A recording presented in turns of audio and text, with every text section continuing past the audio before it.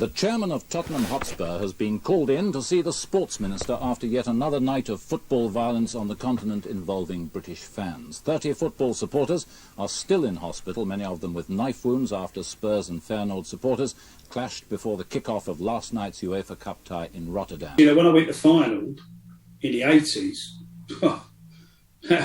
that was a different kettle of fish altogether there. I mean, they literally found a bomb in one of the lockers in the station that was designed for us. And I've said it to a lot of people, I've never seen so many tools in my life, you know. And the old Bill were letting them walk around with them as well. Literally turning the blind and a few of us, I think it was about, we'll say 80 of us for argument's sake, it could have been 100 of us. Yeah. 80 of us got into their end. And you know, for a while, they didn't want to come near us. I don't think they could believe we'd had the front again their end, you know. And I was walking around with an umbrella. You know, I thought I was the business. Every time someone was a bit brave, I was doing this with the umbrella. Yeah. And then all of a sudden, there was a big surge. The fighting broke out long before kick-off, with most of the trouble on the terraces reserved for home fans, where about 100 Tottenham supporters had managed to get in. And it probably saved me because from a distance, I could see a bloke with an axe and there was another bloke with a sword. Nearly all of the 30 injured had knife wounds to the eyes, hands and neck, according to Rotterdam police. Wait, who had the knives? We didn't, they did.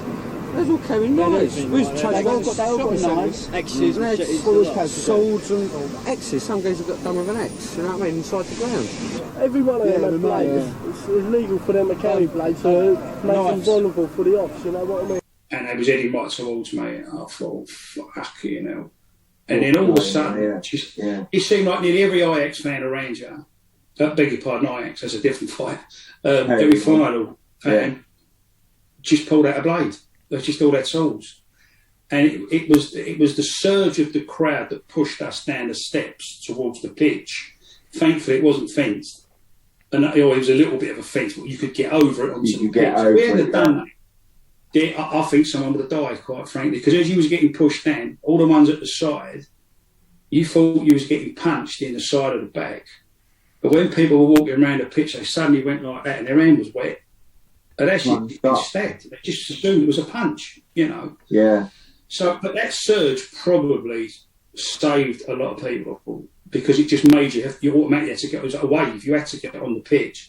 I think if we'd have had time to stand and fight, I reckon we'd have got badly done. And outside it was mental, it was absolutely crazy outside.